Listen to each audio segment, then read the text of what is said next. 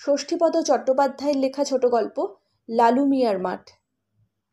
লম্বায় 6 ফুটেরও বেশি, চওড়াতেও তদুপযুক্ত, শক্ত সমর্থ বলিষ্ঠ চেহারা, কপালের একপাশে বীভৎস রকমের একটা দাগ আছে, মাথায় ঝাঁকড়া চুল, চুলগুলি কপালের ওপর লুটিয়ে থাকে সবসময়, বুনো শুয়োরের মতো কুতকুতে চোখে যার দিকে তাকায় তার বুকের রক্ত হিম হয়ে আসে। ওর নাম লালু মিয়া। হিংস্র জন্তুর মতো মারাত্মক ওই মানুষটির ভয়ে অঞ্চলের লোকেরা সদাই তটস্থ। অনেকের ধারণা ভিনগাঁয়ে লালু মিয়ার ডাকাতের দল আছে। সচরাচর কারুর ক্ষতি সে করে না, তবে রাগলে কিন্তু রক্ষে নেই। তাই লালু মিয়ার শারীরিক শক্তির সঙ্গে যাদের পরিচয় আছে তারা ওকে খাটায় না। একদিন দুপুরবেলা লালু তার ছোট ছেলেটিকে নিয়ে দাওয়ায় শুয়ে ঘুমোচ্ছিল। এমন সময় জমিদারের পাইক এসে হাজির। পাইক বাবাজি লালুকে হাড়ে হাড়ে চেনে। একবার সদরঘাটে দামোদরের মেলায় লালু এমন ধাতানি দিয়েছিল ওকে যে সে কথা আজও সে ভোলেনি। অথচ জমিদারের হুকুম লালুকে ধরে নিয়ে যেতেই হবে। তাই সে ভয়ে ভয়ে এসে ডাকল, লালু মিয়া আছো নাকি? ও লালু ভাই। পাইকের ডাকে ঘুম ভাঙল লালুর। সে অত্যন্ত বিরক্তির সঙ্গে পাইককে পত্নীর ভাই সম্বোধন করে মুখিয়ে উঠল, কেন রে শালা? বড় কর্তা তোমাকে একবার হুকুম করেছেন গো। তাই নাকি? তোদের বড় কর্তাকে বলগে যা, লালু মিয়া কারুর বাপের চাকর নয় যে ডাকলেই যাবে। পাইক বলল, আহ চড়ছ কেন লালু ভাই? এই তোমার এক দোষ। আমাকে হুকুম করেছেন, আমি হুকুমনামা নিয়ে এসেছি। একবার চলো না ভাই কাছারিতে। লালু ভেঙচে বলল, এই ভর দুপুরে লালু মিয়া যাবে না জমিদারির কাচারিতে। হাসপদ্দা তো কম নয়, যা ভাগ এখান থেকে, না হলে আজ তো একটা কাঁচা বাঁশ তোর পিঠে আমি ভাঙব। পাইক আর কি করে, ভয় ভয় কাঁপতে কাঁপতে কোনো রকমে পালিয়ে এলো সেখান থেকে। তারপর ফিরে এসে বড়কর্তাকে বলল, ওকে ধরে আনতে পারলুম না হুজুর। বড়কর্তা গম্ভীরভাবে বললেন, এলো না তাহলে? না হুজুর, মিয়া সাহেব বলে ডাকতেই তেড়ে যেন মারতে এলো। বাপ্পা কি তম্বি তার! ওকে ধরে আনা আমার কম্ম নয়। একটু বুঝিয়ে সুঝিয়ে কি বলেছিলি? হ্যাঁ কর্তা। বড় কর্তা আরও একটু গম্ভীর হয়ে কি যেন ভাবতে লাগলেন। গায়ে 16 আনার সকলেই মান্য করেন বড় কর্তাকে। একে রাশভারী লোক, তাই আবার জমিদার। প্রজাদের ওপর খুব যে একটা অত্যাচার করেন তা নয়, তবে কোনো মতেই কারও অধ্যত্ব সহ্য করেন না। রেগে গেলেই তার জমিদারি রক্ত টকবগিয়ে ফোটে। কড়া মেজাজে কাজ করে যান। লালুর বেয়াদপি অনেক সহ্য করেছেন তিনি, আর নয়। এদিকে লালুরও জেদ। জমিদারি হোক বা রাজা মহারাজই হোক, একদম উপরওয়ালা ছাড়া আর কাউকেই মানবে না সে। লালু বলে, তোদের বড় কর্তা তোদের কাছেই থাক, ওকে আবার মানব কি রে? তোরা বেটারা যেন চাষা, তেল মাখানো তোদের স্বভাব, তেল মাখাকে যা। আমার কাছে ওসব বড় কর্তা টত্তা দেখাতে আসিস না, বুঝলি? যত সব। পাইকের মুখে সব শুনে তাই মনে মনে ক্ষেপে বোম হয়ে উঠলেন বড় কর্তা। বর্ধমানের এই ছোট্ট গ্রামখানির জমিদার তিনি। প্রতিটি প্রজা তাকে মান্য করে, একমাত্র লালু ছাড়া। লালু মিয়া সামান্য একজন প্রজা, তার এই মাত্রা ছাড়া উদ্ধত্তে কার না রাগ হবে।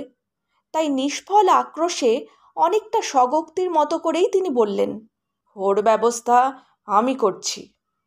সন্ধ্যের সময় বড়কর্তা কয়েকজন সাঙ্গপাঙ্গ নিয়ে মজলিসে বসেছিলেন।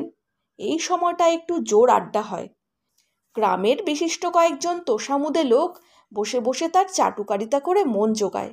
কোনো দিন গান বাজনাও হয়। আজকের মজলিসটা অবশ্য অন্য ধরনের হচ্ছিল। বিষয় লালু মিয়া। লালু মিয়া কারো ক্ষতি না করলেও তার হাতে 2-1টা চড়চাপড় খায়নি এমন লোক এ গায়ে খুবই কমই আছে। কাজেই লালুর বেপরোয়া স্বভাবের জন্য অনেক দুষ্টু লোকেরই রাগ ছিল তার ওপর। কুচক্রি সুদখোর আর মহাজনরা তো প্রায়ই হেনস্থা ভোগ করত লালুর হাতে।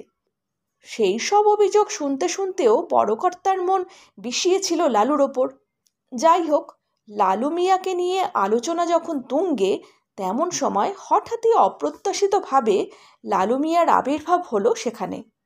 লালু এসে বুক ফুলিয়ে কোমরে হাত দিয়ে দাঁড়ালো সকলের সামনে। অন্যান্য প্রজারা এসে নমস্কার করে সসম্ভ্রমে ভয়ে ভয়ে কথা বলে। লালু কিন্তু ওসবের কোনো ধার ধারে না। বেশ রাগত গলায় বলল, অমন দিন দুপুরে আমাকে ডাকতে পাঠিয়েছিলেন কেন? জানেন না সে সময় মানুষ একটু বিশ্রাম করে? বড়কর্তা লালুর আপাদমস্তক একবার নিরীক্ষণ করে বললেন, গলার স্বরটা একটু নামিয়ে আর মাথাটা অল্প হেট করে কথা বলো। মনে রেখো, তুমি হলে আমার সামান্য একজন প্রজা, আর আমি হলাম এ গায়ের জমিদার। লালু বলল, তাতে কি হয়েছে? সেই গরমে আপনি যখন তখন ডাকবেন আর আমাকে ভয়ে ভয়ে ছুটে আসতে হবে নাকি? সবাই তো তাই আসে। সবাই এর কথা ছেড়ে দিন। আমার নাম লালু মিয়া। আমি রাজা উজিরও মানি না, জমিদারের পরোয়া করি না। মাথার ঘাম পায়ে ফেলে পেটের ভাত জোটাই। ধামায় করে কেউ আমার ঘরে ক্ষুধার খাদ্য ধরে দিয়ে যায় না। অতএব এত ঔদ্ধত্য তোমার? এতে ঔদ্ধত্যের কি দেখলেন? থাক, ওইসব বাজে কথা রেখে এখন বলুন কেন ডেকেছেন? তুমি বছরের পর বছর কোনো খাজনা দিচ্ছ না, তাই ডেকেছি। খাজনা? কিসের খাজনা? জমির খাজনা। আমার গ্রামে বাস করছো, জমি চষে ফসল ফলাচ্ছ, তার খাজনা। খাজনা আমি দেব না, বুঝেছেন? লালু মিয়ার কোনো খাজনা নেই। তার খাজনা খোদাতালার কাছে, জমিদারের কাছে নয়। দুনিয়ার মাটি খোদার দান। খোদার সম্পত্তি সবার সম্পত্তি। কাজেই খোদার সম্পত্তির কোনো জমিদারও নেই, খাজনাও নেই। বড়কর্তার সমস্ত মুখখানি রাগে লাল হয়ে উঠল। কুটিলতায় ভরে উঠল যেন। প্রচণ্ড ধমকের সুরে দাবড়ে উঠলেন, লালু মিয়া! লালু হেসে বলল, এতে কোনো লাভ হবে না কর্তামশাই, যতই চেঁচান, খাজনা আমি দিচ্ছি না। বড়কর্তা সিংহনাদ করে উঠলেন, এই কে আছিস? সঙ্গে সঙ্গে আশপাশ থেকে জনাকয়েক শক্তিমান লোক অতর্কিতে ঘিরে ফেলল লালু মিয়াকে। বেঁধে ফেল বেটাকে, চাপকে ওর পিঠের চামড়া আমি ছাড়িয়ে নেব। আমার চাবুকটা কোথায় গেল? বলেই দেয়ালের হুকে ঝোলানো শঙ্কর মাছের চাবুকটা পেড়ে আনলেন বড়কর্তা। এই অতর্কিত আক্রমণের জন্য লালু একটুও প্রস্তুত ছিল না। তাকে লেঠেল দিয়ে আটক করে বেঁধে ফেলার ব্যবস্থা হয়েছে জানলে আসতই না সে। তবুও লালু মিয়া বোধহয় আসুরিক শক্তির অধীশ্বর ছিল। তাই হা হা করে একবার ঘর ফাটিয়ে হেসে উঠেই সহসা ৩-৪ লাফিয়ে দাপটের সঙ্গে দুজনের পেটে প্রবল বেগে দুখানি লাথি মেরে এবং দুবাহুর প্রবল ঘূর্ণিতে নিজেকে ছিনিয়ে নিয়ে নিমেষে উধাও হয়ে গেল উল্কার মতো। ঘটনা যে কি ঘটল তা টের পেতে বেশ কিছুক্ষণ সময় লাগল। লাথি খাওয়া লোক দুটি দুহাতে পেট ধরে গড়াগড়ি খাচ্ছে মেঝেতে। সকলে মিলে ধরাধরি করে তাদের শুশ্রূষার জন্য নিয়ে গেল। চাবুকটা ছুঁড়ে ফেলে দিয়ে বড়কর্তা গুম হয়ে দাঁড়িয়ে রইলেন কিছুক্ষণ। তারপর সাপের চোখের মতো ক্রুদ্ধ ও তীক্ষ্ণ চোখে লালুর চলে যাওয়া পথের দিকে তাকিয়ে ডাকলেন, নায়েব মশাই! শয়তান নায়েব শশব্যস্ত হয়ে আদেশ প্রার্থনা করলেন, বলুন হুজুর, বলুন। আমার সমস্ত লেঠেলদের গোপনে তৈরি হতে বলুন। লালু মিয়া খেপে গেছে। নিশ্চয়ই একটা ভয়ানক কাণ্ড কিছু করে বসবে সে। যেমন করেই হোক এর একটা বিহিত করতেই হবে। কী বিহিত করবেন? বড়কর্তা নায়েব মশাইয়ের কানে ফিসফিস করে কি যেন বললেন। শুনে নায়েব মশাইয়ের হিংস্র মুখ কুটিল আনন্দে ভরে উঠল। গভীর রাত, কৃষ্ণপক্ষের ত্রয়োদশী, চারিদিকে আবিল অন্ধকারে ঢাকা। বড়কর্তা লেঠেলদের নিয়ে সেই ঘন অন্ধকারেই পা টিপে টিপে এসে উপস্থিত হলেন লালু মিয়ার বাসায়। লাঠি, সরকি, ভোজালি, তীর, কার সব রকম অস্ত্রই সঙ্গে ছিল ওদের। গরমের দিন, লালু নিশ্চয়ই দাওয়াতেই শুয়ে থাকবে। কাজেই এক কোপে ওর মাথাটা ধর থেকে বিচ্ছিন্ন করে দিতে একটুও আর সময় লাগবে না। কিন্তু কোথায় লালু? শূন্য দাওয়ায় একটা কুকুর শুয়েছিল, ওদের দেখেই পালালো। নায়েব মশাই তবুও দাওয়ায় উঠে ঘরের ভেতর উকি মারতেই দেখলেন লালু মিয়া তার বউ আর ছেলেকে নিয়ে পরম নিশ্চিন্তে ঘরের ভেতর শুয়ে আছে। ঘরের কোণে টিমটিম করে একটা রেডির তেলের পিদিম জ্বলছে। মাথার কাছে একটা দা রাখা আছে। সম্ভবত আকস্মিক কোনো বিপদের ভয়েই লালুর এই সাবধানতা। নায়েবের ইশারায় বড়কর্তা উঠে এলেন দাওয়ায়। জানালার ফাঁক দিয়ে একবার ঘুমন্ত লালুকে দেখলেন। তারপর চাপা গলায় লেঠেলদের আদেশ দিলেন বাড়িটা চারদিক থেকে ঘিরে ফেলতে। একজনকে তীর কার নিয়ে এগিয়ে আসতে বললেন। নিজে সরে এলেন জানালার ধার থেকে। বড়কর্তার আদেশে তীর কার নিয়ে এগিয়ে এলো একজন। এসে একবার বেশ ভালো করে দেখে নিল তার লক্ষ্যবস্তুকে। তারপর দরজার শিকল তুলে দিয়েই অব্যর্থ লক্ষ্যভেদে তীরনিক্ষেপ করল লালুর বুকে। যন্ত্রণায় আর্তনাদ করে উঠল লালু। ওর বউ এবং ছেলেটিও ঘুম ভেঙে জেগে উঠল। তাদের কাতর কান্নায় সাড়া দিতে এগিয়ে এলো না কেউই। এতেও ক্ষান্ত হলো না জমিদারের লোকেরা। বড়কর্তার নির্দেশে ফিরে আসবার সময় শুধু একটি দেশলাই কাঠি ধরিয়ে দিয়ে এলো লালু মিয়ার ঘরের চালায়। রাতের অন্ধকারে লালু ও তার বউ ছেলের একই সঙ্গে আসমান আর জমি এক হয়ে গেল। বড়কর্তার একমাত্র ছেলে বিমল কলকাতার হোস্টেলে থেকে পড়াশোনা করত।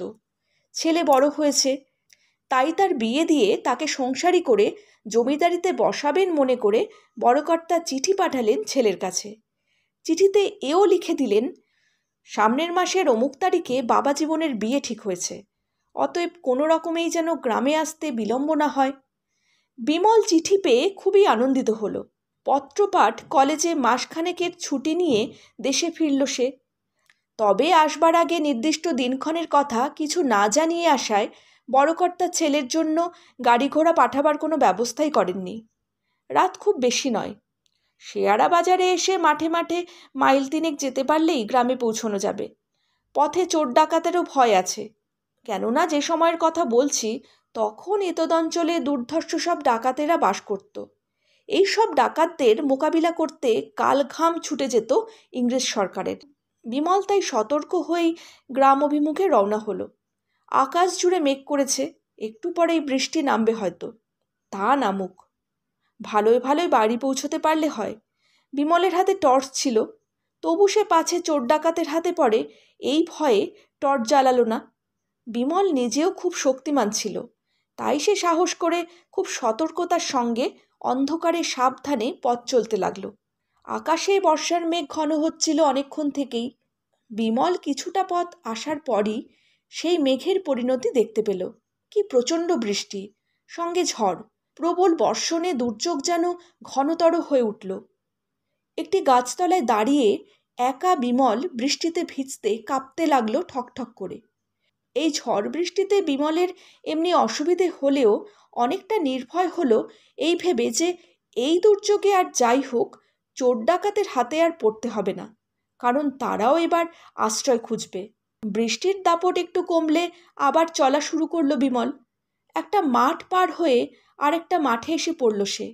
এমন সময় সে দেখতে পেল হঠাৎ কোথা থেকে যেন একটা অতিকায় চেহারার তেজি ষাঁড় রণংদেহী মূর্তিতে পথরোধ করে দাঁড়ালো ওর সামনের দুপায়ের খুরের সাহায্যে কাদামাটি আঁচড়াতে আঁচড়াতে ঘন ঘন শিং নাড়া দিতে লাগলো। বিমল দেখল মহাবিপদ। ষাঁড়টা এমনভাবে পথ আটকেছে যে পাশ কাটাবার কোনো উপায় পর্যন্ত নেই। কিন্তু এ কি ভয়ানক কাণ্ড! ষাঁড়টা যে ক্রমশ বড় হচ্ছে।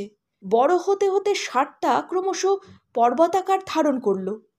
বিমলও জমিদারের ছেলে, ভালো খেয়ে মেখে নিয়মিত ব্যায়াম করে সেও তো কম বলিষ্ঠ ছিল না। এই অলৌকিক দৃশ্যে তাই রীতিমতো ভীত হয়েও সে ভাব চেপে রেখে বলল, কে তুমি? কেন এমন জাদু দেখাচ্ছ? ষাঁড়টা শুধু ঘোঁত ঘোঁত করে একটা শব্দ করল। বিমল বলল, তুমি তো ষাঁড় নও, তুমি কোনো অলৌকিক শক্তির ধারক। বলো তুমি কে? ষাঁড়টি এবার পর্বতাকার ছেড়ে আস্তে আস্তে ছোট হতে লাগলো। তারপর হঠাৎ মাঠময় প্রচণ্ড দাপাদাপি করে আবার ওর সামনে এসে দাঁড়ালো। প্রবল বর্ষণ থেমে গেলেও টিপটিপ করে তখনও বৃষ্টি পড়ছে। বিদ্যুৎও চমকাচ্ছে মাঝে মাঝে। সেই আলোয় বিমল দেখতে পেল বৃষ্টির জল ষাঁড়ের গায়ে আর লাগছে না। ষাঁড়টা একবার থমকে দাঁড়ালো, তারপর আবার বড় হতে লাগলো একটু একটু করে। বিমল বলল, কেন তুমি আমাকে পথ চলতে দিচ্ছ না? হ্যাঁ? বিমল আবার বলল, আমি তো তোমার কোনো ক্ষতি করিনি, তবে কেন তুমি এইভাবে পথরোধ করছো আমার? প্রত্যুত্তরে বিশাল ষাঁড় ঘন ঘন শিং নাড়ল। ষাঁড় মানুষের গলায় বলল, তুই না করলেও তোর বাবা করেছে। আমার বাবা কি ক্ষতি করেছে তোমার? তুমি কে? একটি প্রচণ্ড অট্টহাসির সঙ্গে উত্তর এলো, আমি তোর জম। আমার নাম লালু মিয়া। চমকে উঠল বিমল।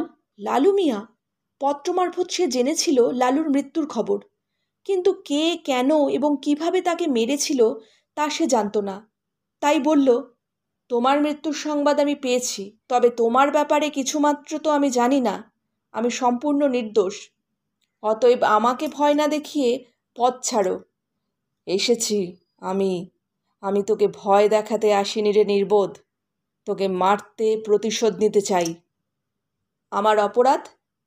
তোর অপরাধ, তুই ওই নিষ্ঠুর জমিদারের ছেলে। তোর বাবা নৃশংসভাবে কাপুরুষের মতো হত্যা করেছে আমাকে। শুধু আমাকে নয়, আমার নিরপরাধ বউ, আমার বড় আদরের সন্তান হাসানকেও রেহাই দেয়নি সে। আমার বুকের মানিক আমার চোখের সামনে ঝলসে গেল। রাতের অন্ধকারে আমার সুখের ঘরে আগুন দিয়ে সবাইকে পুড়িয়ে মারল তোর বাবা। ওই দেখ সেই আগুন। ওই আগুনে তোকে পুড়িয়ে মারব বলে আমি বড় আশায় দিন গুনছিলুম। বিমলের চোখের সামনে হঠাৎ মাঠের মাঝখানে এক জায়গায় দাউ দাউ করে আগুন জ্বলে উঠল। সেই আগুনে একটা কুঁড়ে ঘর পুড়ছে, আর ঘরের মধ্যে প্রাণান্ত চিৎকার করে অগ্নিদগ্ধ হচ্ছে 3টে মানুষ। কি ভয়ঙ্কর সেই দৃশ্য! মানুষগুলো বাঁচবার জন্য আপ্রাণ চেষ্টা করছে, কিন্তু পারছে না। একটি পুরুষ, একটি নারী ও একটি শিশু দগ্ধ হচ্ছে সেই আগুনে। বিমল জ্ঞান হারালো। একটু পরেই আবার জোর বৃষ্টি নামল। সেই বৃষ্টির জল চোখে মুখে যেতেই সম্বিত ফিরে পেয়ে আবার উঠে বসল বিমল। চারিদিক সেই ঘন অন্ধকারেই ঢাকা। একটু আগের দেখা ঘটনাটার দৃশ্যটা ওর দুঃস্বপ্ন বলেই মনে হলো। আবার পূর্ণ উদ্যমে এগিয়ে চলল সে গ্রামের দিকে। এই মাঠ পেরোলে আরেকটি মাঠ, তারপরেই ওদের গ্রাম। কিন্তু না, কিছু পথ যাবার পর আবার সেই ভয়ঙ্কর ষাঁড় এসে পথরোধ করে দাঁড়ালো ওর। রক্তচক্ষুতে বলল, যাবি কোথায় বাছাধন? মৃত্যুর জন্য তৈরি হ। বিমল বলল, বেশ হলাম। তবে একটা কথা, তুমি বলছো আমার বাবা তোমাকে এবং তোমার বউ ছেলেকে কাপুরুষের মতো হত্যা করেছে, কিন্তু তুমি নিজেও কি আজ সেই কাজ করছো না? না, আমি তো অতর্কিত আক্রমণে হত্যা করতে চাইছি না, তোকে জানিয়েই এই কাজ করছি।